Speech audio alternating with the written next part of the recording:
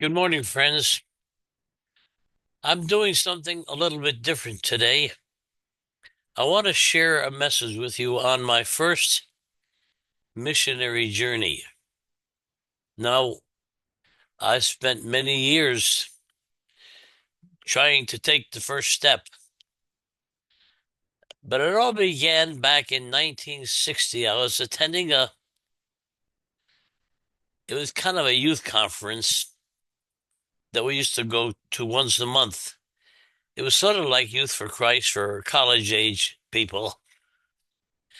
So I went there and we learned a song written by Mr. Phil Kerr. Some of you may be familiar with him. He was relatively unknown to me until I learned this song. And I think it was the beginning of everything with me.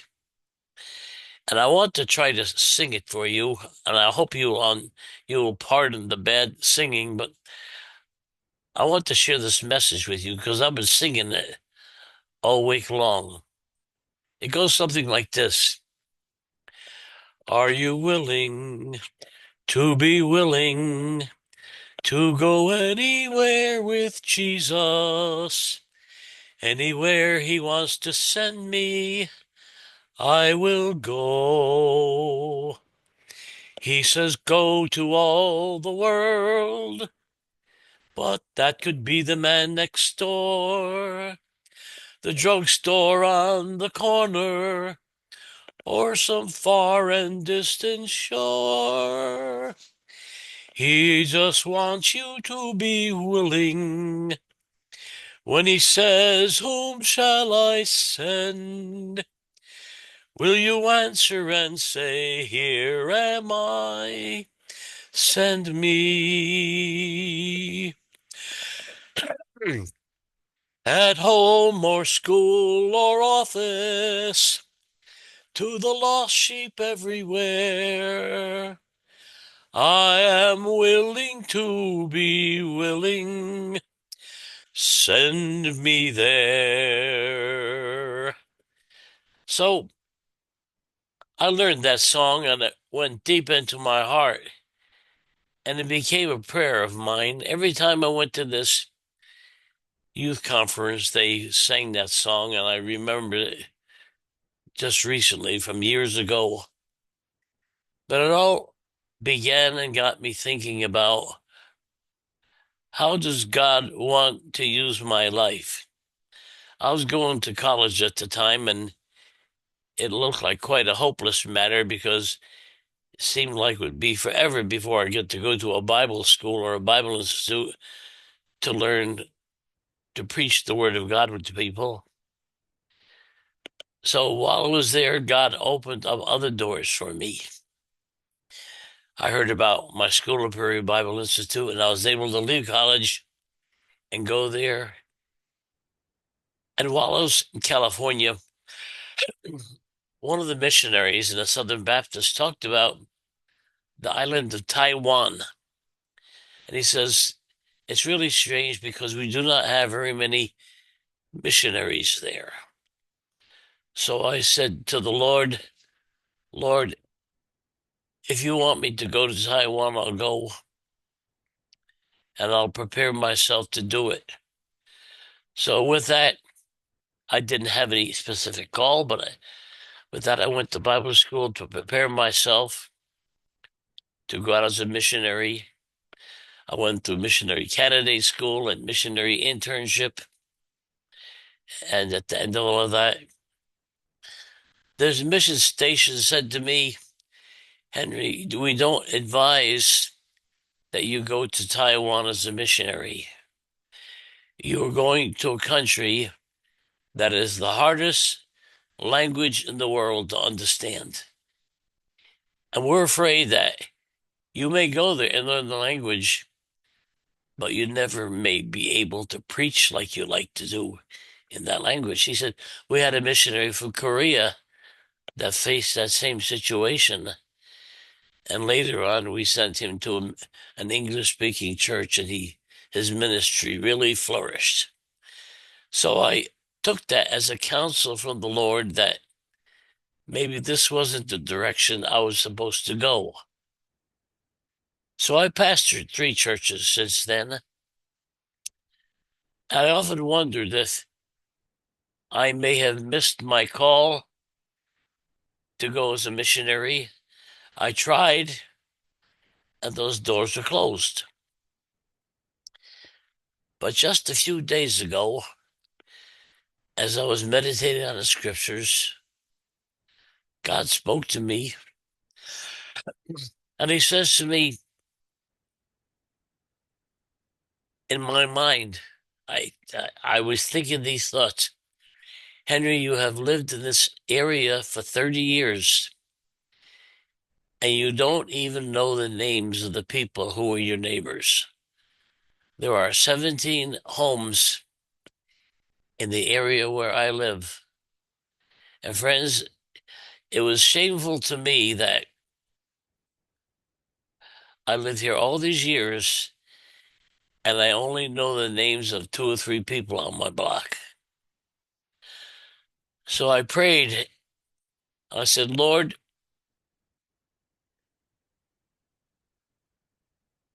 I'm willing to do it.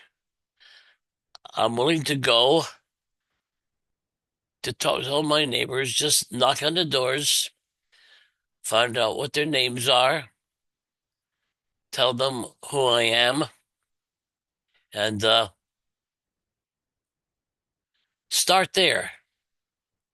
Wow, friends, that's a awesome missionary journey. And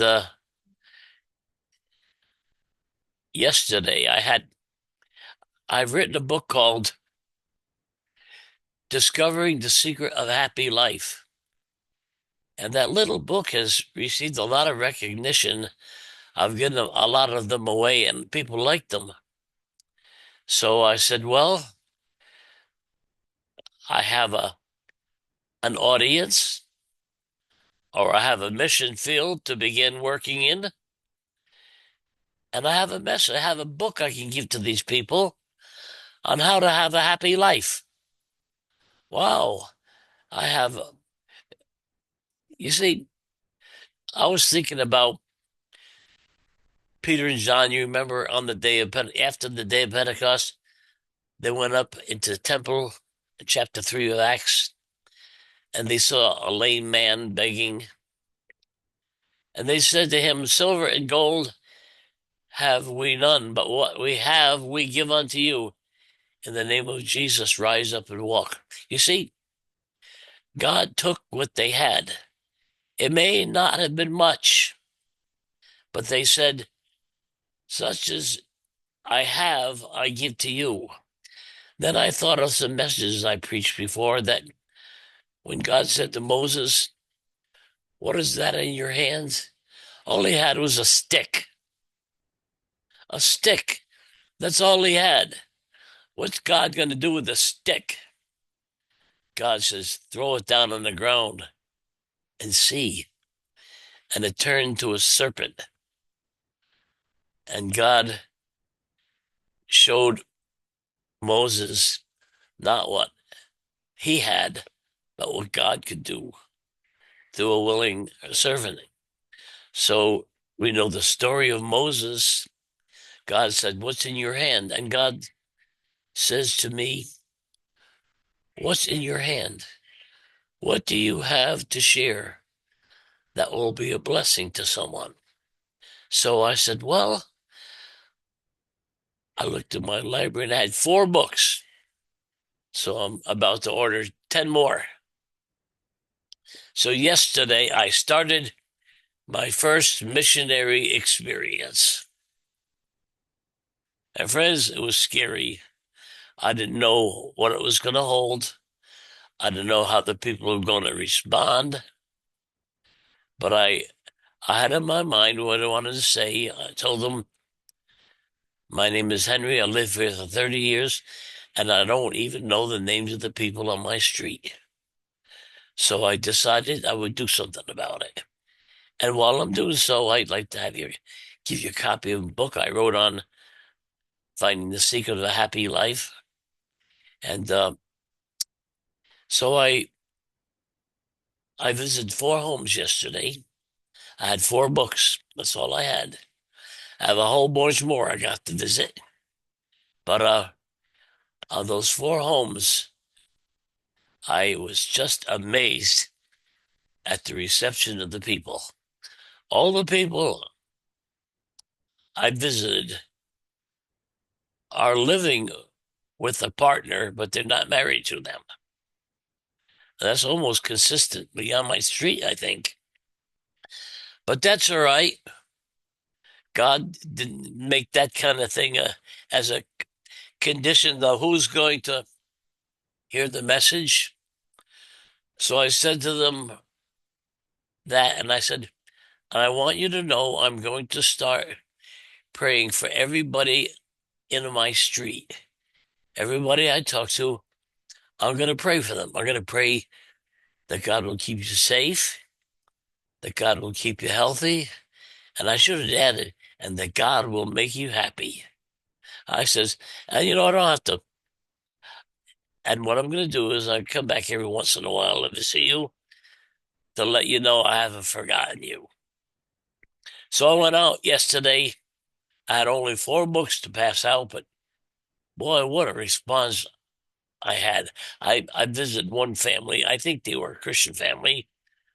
They sent their daughter to a Christian school, and they've been very responsive. They're a very interesting family. They got 2 little girls, uh, 3 or 4 years old, and it just is so interesting to talk to those little children. And they told me that the lady across the street had just recently received the Lord. Wow, how timely that could be. Here we have a new baby Christian as part of my neighborhood agenda. So I went over there. I didn't meet her, but I met the man who was living there and I talked to him. So I went across the street, went throughout the neighborhood with my 4 books and visited 4 people. And friends, every single one of them responded positively. So, what's next on the agenda? I'm excited. I have to wait until I can buy some more books, but I'm going to buy 10 more books to give to the rest of the people on our street. And so I'm all excited about that new venture. But I want to share with you, how do I begin my first missionary journey? So I'm finally finding out the question that I asked God back in 1960 was, Lord, where do you want me to go? Who do you want me to go to? What am I going to say? And what's going to be their response? So yesterday I took the first step of faith, and God gave me an answer. And friends, so I have begun my first missionary journey after 60 years, or yeah, 60. After 60 years, I finally began. I'm 87 years old, and I'm beginning my first missionary journey. That's not too bad. Moses was 80 before he started. So was Caleb. Caleb was 85 when he says, give me this mountain. So we're in good company. Joshua was 40 years old when he started. He was 80 years old when he took the people across the promised land. So 80 is not a bad place to start. So I'm 87, just turned 87. Got to give me good health. He's given me something I can share with someone. And he's given me the command to go and the promise to be with me and the confirmation that is the will of God by giving me 4 people so far, 4 people who responded positively to my visit. Pray for me. I think I'm learning something about what true missionary work is supposed to be.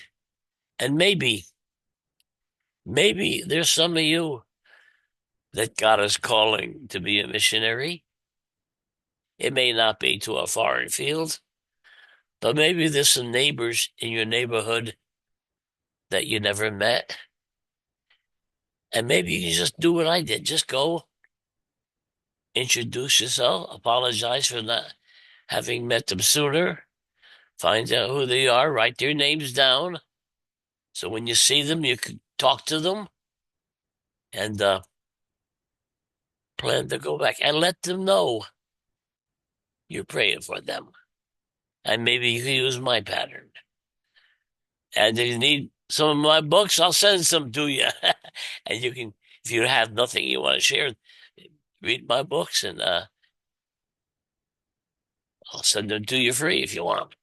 So we'll we'll see what happens with that. But I wanted to share with you something about my first missionary journey. It took me 60 years to prepare, but now God has opened the door for me to be a blessing to people in the flesh. And like I said in one of my books, Jesus said, follow me. What happens next? That's the next little book I'm going to give away to somebody. So the question is, what does happen next? I don't know, but as soon as I get my books, I'll find out. Well, pray for me and be encouraged, and I trust that it'll be a great blessing to somebody today. We'll see you later.